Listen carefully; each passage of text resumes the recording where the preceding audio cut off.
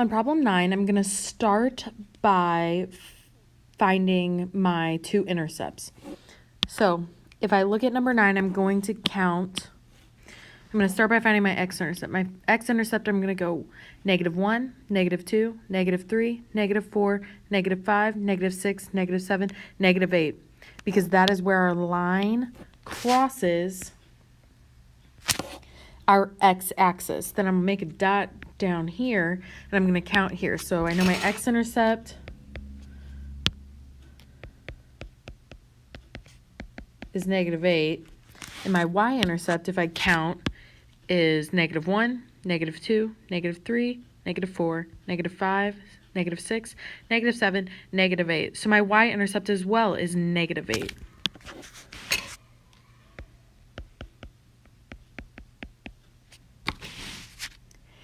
Now, like we did in class, I'm going to set up my two charts, and I'm going to have my x-intercepts and my y-intercepts that I'm going to focus on finding.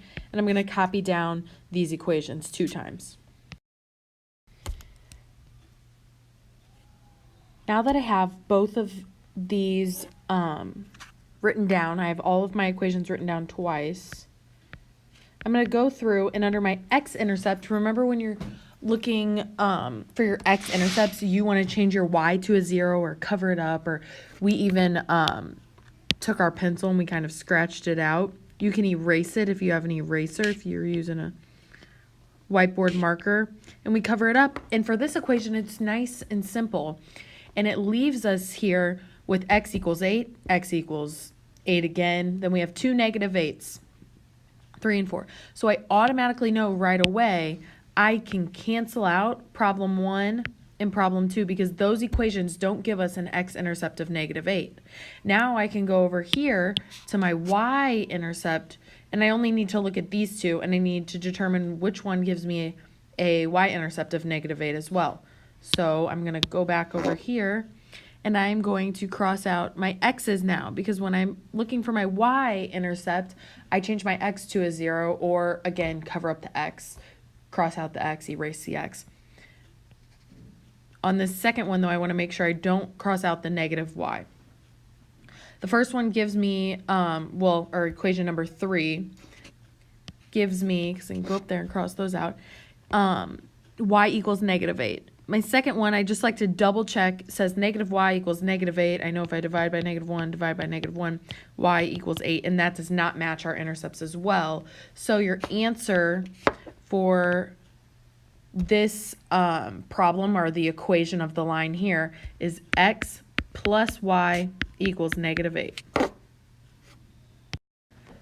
On problem 10 here, I'm going to start by doing the same thing. I always like to go through to another thing that I didn't talk about on number 9 is go through right away and put a dot on where your intercepts are. I know my y-intercept is there, but my x-intercept, it looks like it continues on this way for a while. So my x-intercept, I know if it's continuing on this way to the left here, if it continues on this way, I know my x-intercept is going to be a negative number, probably bigger than -8, or smaller than -8.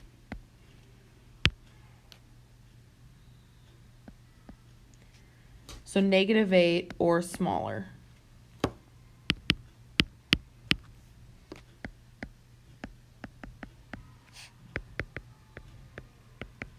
And my y-intercept is going to be up here at 1, 2, +3. My y-intercept is 3. And then again, I'm going to set up my 2 columns. If you were able to just cover it up with your hand or see it that way, do that. That's fine. I'm going to set these up now. Another thing I forgot to mention about the x-intercept is that we for sure just know that it needs to be a negative number. So we can also add that over here. So if I go again through my x-intercepts, I'm going to then cross out all of my y values or erase those. I'm going to erase them this time.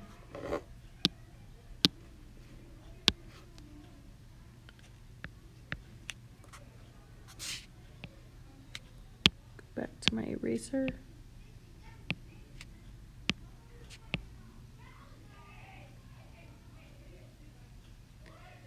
And I'm left with 2x equals 21.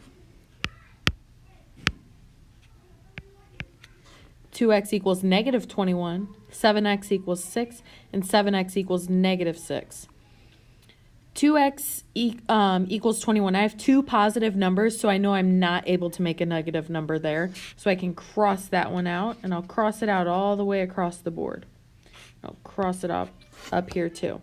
2x equals negative 21. So I have 2x equals negative 21. Divide by 2. Divide by 2. That leaves me with x equals negative 10 and 1/2. That seems reasonable. I'm going to keep that one. I'm going to keep equation 2 up there. Then I have 7x equals 6. That's the same as 1. Those are two positive numbers. Not able to get a negative number from that. And then I'm left with 7x equals negative 6. Now, if I divide by 7 and divide by 7, that leaves me with x equals negative 6 over 7. Yes, that is negative. However, it is not a smaller number than negative 8. That's only negative 1. That's actually a bigger number. So I'm going to cancel off that bottom one, and that leaves me with the second equation of 2x minus 7 equals negative 21. And then I'm going to check to make sure my y-intercept matches. So I have up here, I'm going to erase my x, and that leaves me with 2x equals negative 7, or 2x minus 7 equals negative 21. When I erase the x value, I'm left with negative 7. Y equals negative 21. I divide by negative 7, divide by negative 7. I'm left with y equals 3. That works as well. So the equation for this line is 2x minus 7y equals negative 21. Here on number 11, I'm going to start again by putting the points, marking the points of my x and y intercept, and then I'm going to list them up here. So my x-intercept looks like it's at a positive 1, and my y-intercept is at what looks like to be a negative 1, and I'll mark those. Now, this time, I'm going to just focus on my equations here because it's 1 and negative 1. But I know two of them right away I can cancel out. I know I can automatically cancel out the bottom two because those are my vertical and horizontal lines. So x equals negative 1 would be a horizontal line here at negative 1. So I'm going to cancel that out, because this line has a slope.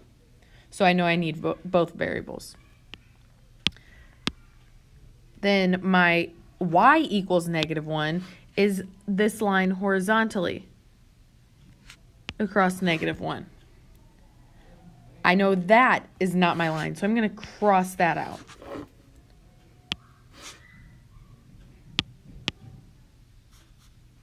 Then I'm left with x minus y equals 1 and x plus y equals negative 1.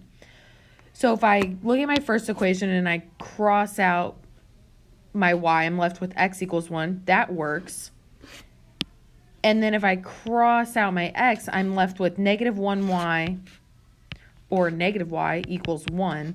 Divide by negative 1, divide by negative 1. Y equals negative 1. That works as well. I'm going to quickly check the second equation just to be sure. If I cross out the y, that gives me an x-intercept of negative 1. That's not possible. And if I cross out the x, it gives me, yes, the y-intercept of negative 1, but I need both the x and the y-intercepts to match. Therefore, my first equation up here is the one that matches this line. So x minus y equals 1.